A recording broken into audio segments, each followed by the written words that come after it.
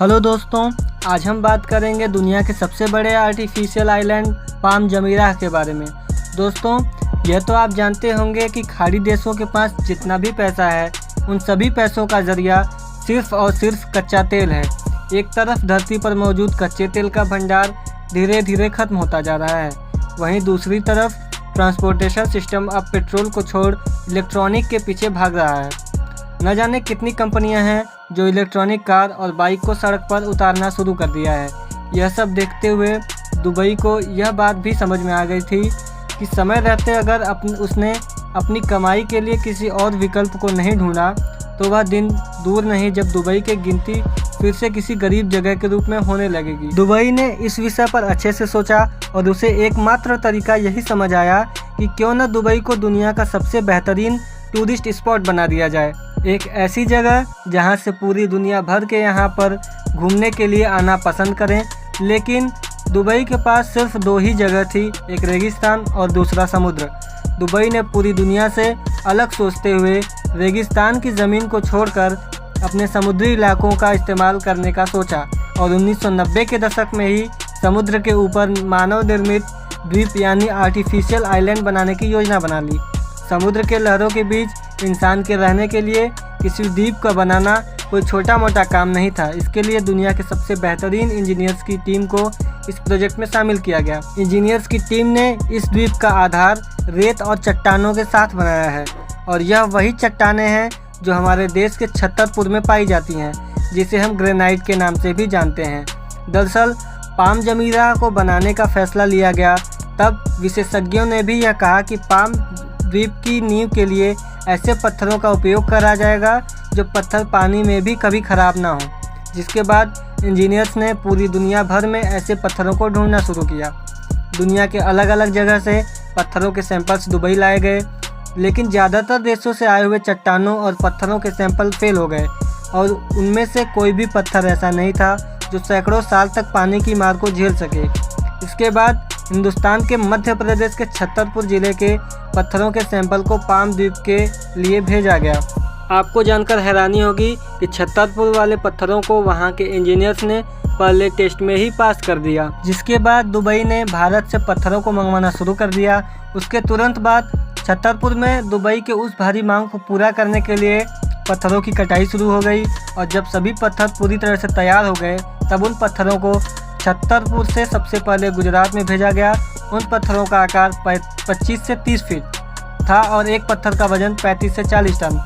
यही वजह है कि इतने अधिक मात्रा में पत्थरों को सिर्फ गुजरात तक पहुंचाने में 2 से 3 महीने लग गए। जिसके बाद गुजरात के बंदरगाह से जहाज के द्वारा उन पत्थरों को दुबई तक पहुँचाया गया।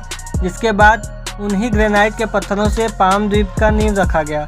आज भी पाम द्वीप छतरपुर जिले से भेजे गए ग्रेनाइट के पत्थरों की नींव पर ही बना हुआ है।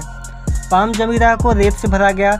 जब पाम द्वीप की नींव तैयार हो गई तब शुरू हुआ उसमें रेत भरने का सिलसिला। आपको जानकर हैरानी होगी कि दुबई खुद रेत के टीले पर बसा हुआ है।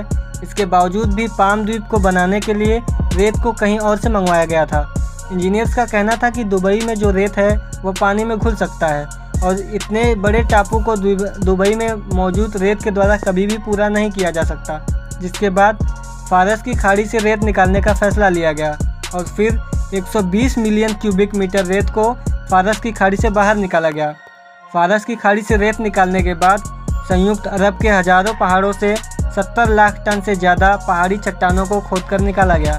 यानी 120 मिलियन क्यूबिक मीटर रेत और 70 लाख से भी ज़्यादा चट्टानों को भरकर समुद्र के भीतर एक ज़मीन तैयार कर दी।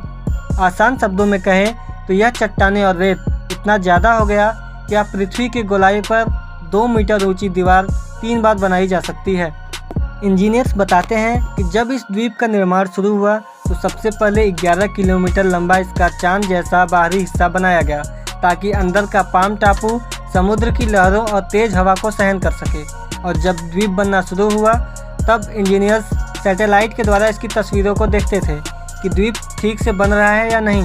वह सभी द्वीप पर लगातार सैटेलाइट के द्वारा नज़र रखते थे ताकि इस द्वीप के आगे वाले हिस्से का निर्माण सही से किया जा सके, क्योंकि अगर कोई भी गलती हो जाती है तो उस गलती को सुधारना बहुत मुश्किल हो सकता था। एक तरफ जहां ऊपर से सैटेलाइट के द्वारा नज़र रखी जाती थी, वहीं समुद्र के अंदर सैकड़ों गोताखोरों की टीम लगातार नज़र बनाए रखती थी कि द्वीप की ज़मीन कहीं से खिसक तो नहीं रही या कहीं से रेत फैल तो नहीं रहा।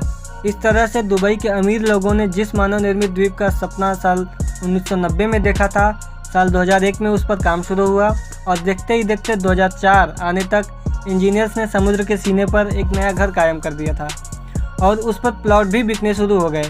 जिसके बाद उस मानव निर्मित द्वीप पर साल 2006 में बिल्डिंग बनने का काम शुरू हुआ और साल 2007 में उस द्वीप पर पहला व्यक्ति आकर बस गया। अब तक उस द्वीप का 20 साल का समय बीत चुका है। वह द्वीप पूरी दुनिया के लिए किसी आश्चर्य से कम नहीं है, क्योंकि पूरी दुनिया में ऐसा मानव द्वीप कहीं पर भी नहीं है। यह द्वीप बिल्कुल पाम के पेड़ की तरह बनाया गया है। इस द्वीप की गजब की बनावट को देखने के लिए पर्यटकों को हेलीकॉप्टर का सहारा लेना पड़ता है और यही सब दुबई की कमाई का एक नया विकल्प बनता जा रहा है। उस द्वीप में बने छोटे से छोटे घर की कीमत भी करोड़ों रुपए में है और यहाँ पर कई महान हस्तियों के विला हैं। एक्टर शाहरुख खान की भी विला है जिसका नाम सिग्नेचर है। इसकी कीमत लगभग 200 करोड़ रुपए है। दोस्तों, वहीं दूसरी तरफ इतने अधिक दबाव की वजह से भी जब भी कभी समुद्र के अंदर की ज़मीन हिलेगी तो यह पता नहीं उस वक्त उस द्वीप पर रहने वाले इंसानों के साथ क्या होगा। दोस्तों, यह जानकारी आपको कैसी लगी और इंसानों के द्वारा समुद्र पर बनाए गए द्वीप के बारे में आप क्या सोचते हैं, हमें कमेंट करके ज़रूर बताएं।